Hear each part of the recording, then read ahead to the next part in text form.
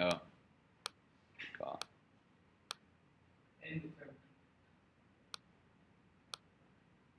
No, I need the terminal. Oh, I don't need this terminal. Don't need Finder.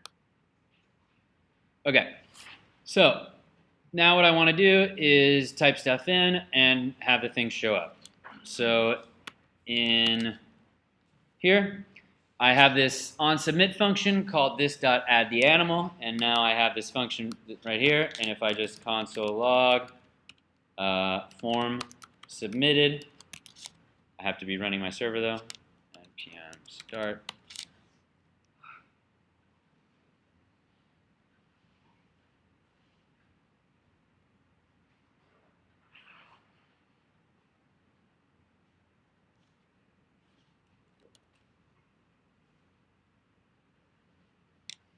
Open the DevTools. When I click this, oh, we should address this error in a second. I'll show you what that is. If I click this, it should say form submitted, and then, oops, the thing actually submitted, and the page refreshed. See, it does that. So just like in vanilla JavaScript, we got to put an E here, and we got to go e.prevent default. And now it will just do that. So now you can guess what I want to do, probably, because what this function here, it runs constantly, right? It's always running that function. What does that function do? It looks at this .state.list and it loops over them, and turns each one into a div like this. So theoretically, here, if I push something into my state.list, it should work, right? So what I need to do is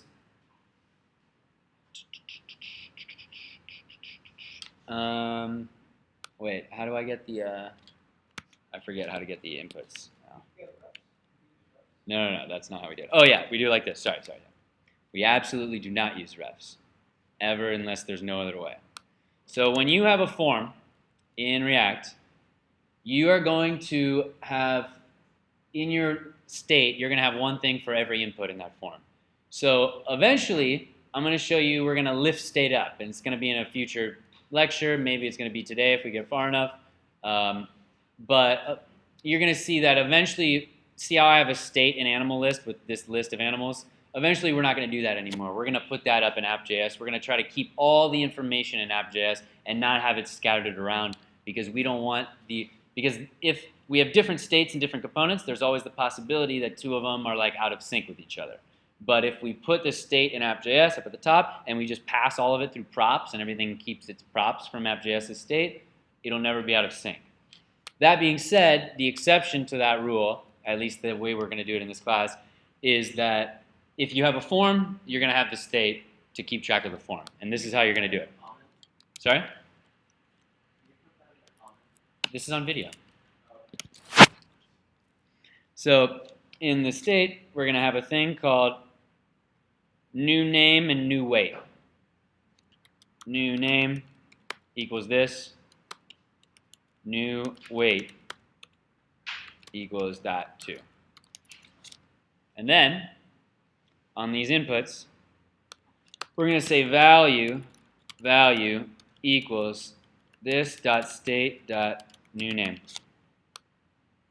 And this one, value equals this dot state dot new weight.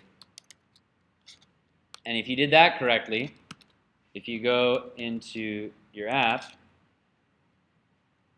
you will get this little error for a moment. We're going to fix that.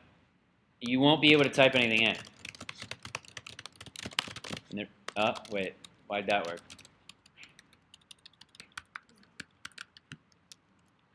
E is the only thing I can type in. Why is that? I don't know why that's happening that way. Anyway, let's see if what I do is going to fix it. Oh, it's because it starts out as a string.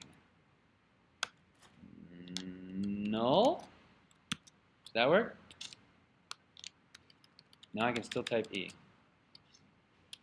I don't know. We'll figure that out in a little bit. But anyway, start them both out, equal to nothing. And what we're going to do is we're going to put an onChange function on these inputs. We're going to say onChange equals this dot, call it something like update the value.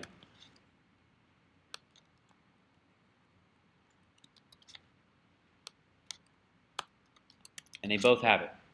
And now I got to create that function. Update the value equals this. And so you're going to see, well, let's see if that actually does anything. Will it console log something? You're trying to type something. Let's see if that console logs. I'm not sure if it will. Yeah, it console logs every time I try to type. But it's not actually putting it in the, well, what's actually happening is it is entering it in the HTML, but it's happening so fast that what happens is it puts the thing there, but then it looks at this, and it's like, that's not the value is empty string. And it puts it back to empty string.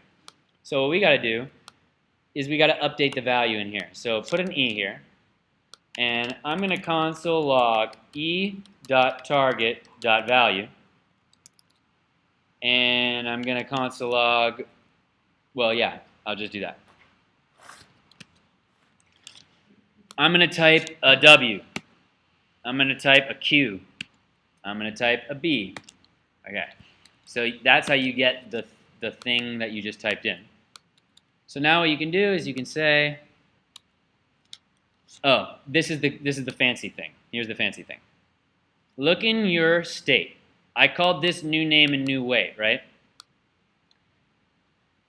I'm going to add a third thing, value onChange, and also name. It doesn't have to be name, but I like using name for this. It's going to be, name is just this. Actually, sorry, it's not going to be in JSX tags. It's just a string, and it's going to be whatever this dot state dot whatever that thing is. That's what the name is going to be. So this is this dot state dot new weight. So name is going to be new weight. Okay. So if I console log e.target.value, you saw what that is. If I console log e.target.name, then this one is new name, and that one is new weight. So if I say, what I want to do is this dot state dot e.target.value, so I can't do e.target.name, sorry, this dot state bracket e.target.name equals e.target.value. So I'm going in the state, and if e.target.name is new name, then I'm saying this dot state dot new name equals whatever I just typed in. But you're not allowed to do that. This is what I want to do, but I have to change the syntax because in React, this is not how you update the state. The way you update the state, never do this. Never update the state directly. Instead, use this dot set state. So here I'm going to do this dot set state, and what you do, you put a parentheses, and then the argument you give it is an object, and then you just give the name of the thing in the state that you want to change. So the name of the thing in the state that I want to change is e.target.name, and colon, and then the new value I want to give to it is e.target.value. So this looks pretty weird, but it's just updating the state all the time, every time I type something in. And so now I should be able to type stuff in my form. Monkey. And now if I look, if my DevTools, if I look at an animal list, this .state.new name is monkey. And weight is 33. I think I gotta like do it again. There you go. New weight, 33. So, yeah, that way you can have as many inputs as you want. You don't have to write a new function for each one. Otherwise, it's super annoying to write a new function for each input. it would be easier to just say this dot state, this dot set state, parentheses bracket new name colon e dot target dot value, and have that function just for that input and then another function. But this is how you do it dynamically, so you only have to have the function one time. So this one is already it's not in the list yet. It's not on the list yet, but now I have what I need to add it to the list, because what I want to do is I want to add to the list. So I want to be like this dot state dot list dot push, and I want to push in. What do I want to push in? Well, now I have the stuff. I can push in an object where name is equal to this dot state dot new name, and weight is equal to this dot state dot new weight, because whatever is in the state is whatever I typed in at that moment. Whatever I is in the form at that exact moment in time is this. But again, we're not allowed to never do this. You're not allowed to interact with the state directly. You got to do this dot set state. So how can you do this dot set state like that? I want to do list equaling to what? Well, the way we do it is like this. First, we duplicate the state. We go let new list equal this dot state dot list. Create a copy of the thing that you want to mess with. Then new list dot push, and you can do the object right here, or you can say, let new animal.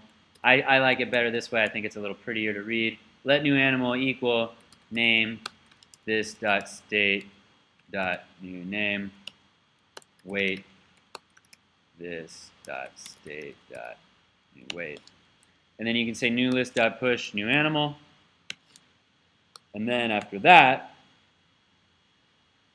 you do this dot set state list equal to new list. And the reason you do this dot set state is because when you do this dot set state, it recalls, well, it's not just the render function, but it recalls the render function and a couple lifecycle methods. It's hard to keep track because they keep changing them every month. But render function for sure, and so that's why you're going to see, as soon as the state changes, if you change it through this, you're going to see the change instantly. You actually can do this, but it just won't do anything for you, because if you just push something into the state, it's like, okay, there it is, it's in the state, but you have to refresh to see it, and the moment you refresh, you lose your state again, so it's totally pointless. So this will recall the render function, so you're going to see it. So let's, I think that'll work. Let's try it. Monkey. Oh, and let's do this too. Unshift, so it adds it to the top of the list.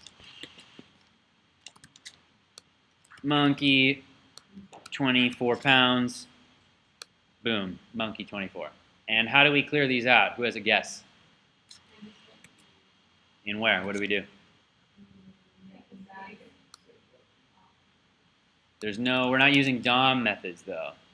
How do I empty those inputs? Yeah, exactly. Because those inputs just say whatever's in the state, right? Remember how I couldn't type it in because the value said what the state, so we just go set the state, new list equals new list, new name equals this, new weight equals that, done.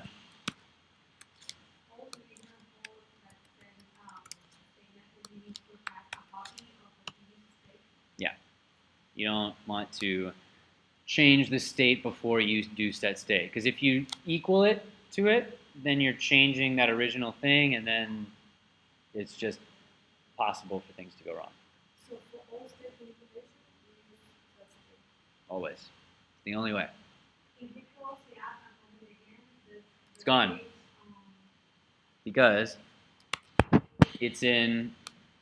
it's just whatever's in here. We could do something like,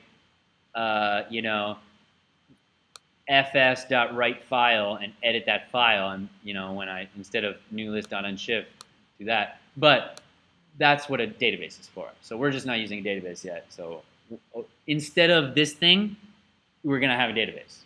And so we're gonna, right here, we're gonna do like an Axios call and push to the database. But for now, we're just doing like this. Okay. So let's delete the animals. So I'm gonna put where's in my show animals? I need a button to delete them next to each one. So here in my show animals function, I have a div h4 p tag underneath it, button, delete, and this button on click is going to be equal to delete animal. But here's the thing. We need to know which animal to delete, right? And so I need to know something specific about that animal, in other words. Right. So that would mean that I would have to pass in a variable to this pass in an argument to this function, right? So if I try to do that, though, well, let's just do it with that, for example. If I have a function called delete animal,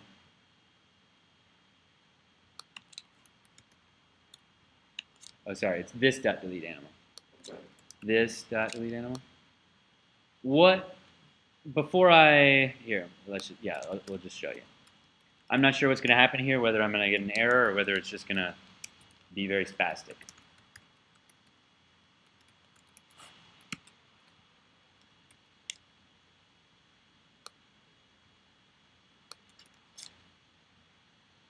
Oh, just 6 times? Huh, interesting. Well, anyway, look down here. See this? That's running all the time, right?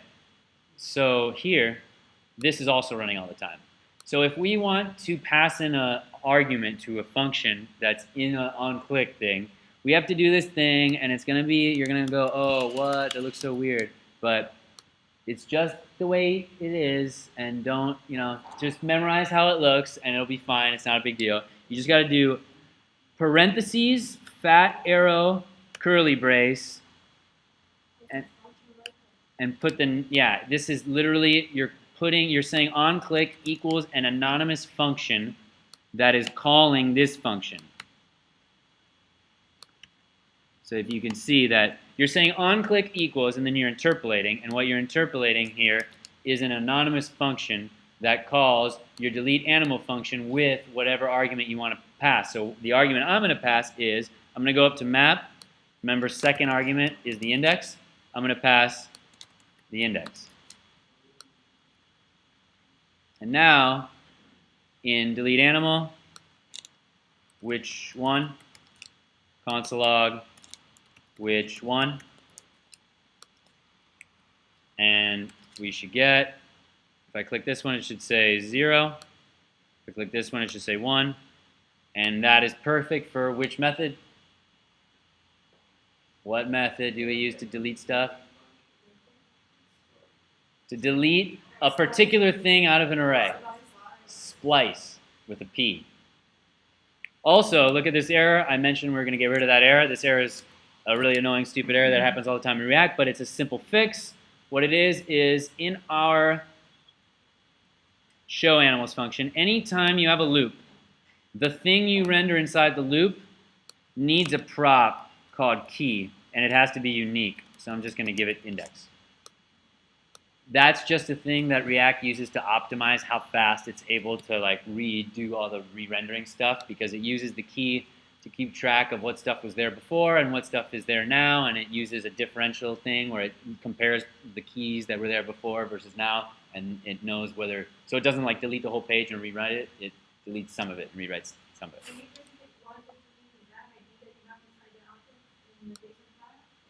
What? What 1, 2, 3? That's the index, just the index in the array. So, in my delete animal, I got the index. It's going to be pretty simple. I'm going to do let copy equal this dot state dot list copy dot splice which one comma 1 this dot set state list, copy.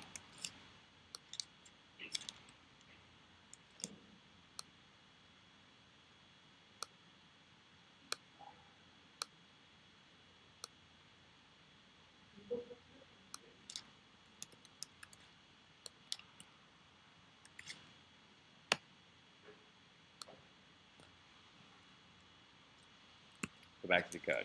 There it is. So it's basically ID. No, it's not the ID, it's the index. You've used index. Go back to module 1. Forget about IDs. Remember when you had an array and you wanted to delete the third thing?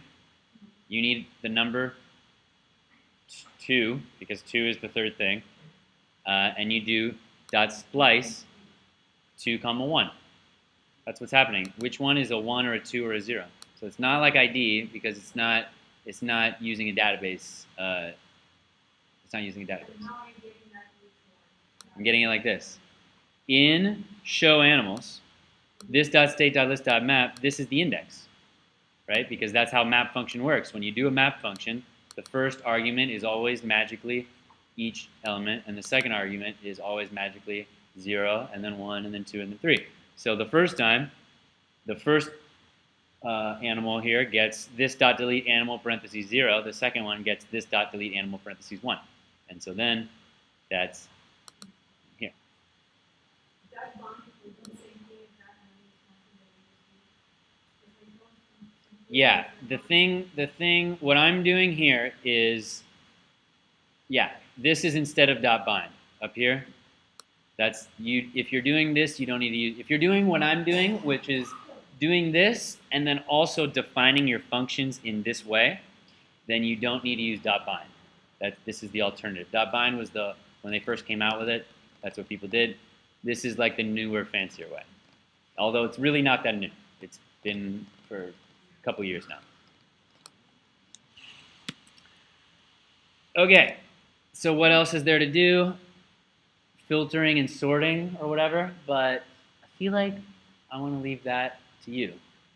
I think that if I showed you how to, I think that what you need to do for filtering and sorting is you need to follow the same example for how did we delete one or add one. Step 1, create a copy of the thing, of the state. Step 2, do whatever you were going to do in JavaScript using normal JavaScript. Step 3, this dot set state with your copy. So if you can filter or sort with JavaScript, which I know you can because we did this, then you can do it here. The question is just getting the values to the right places. So yeah.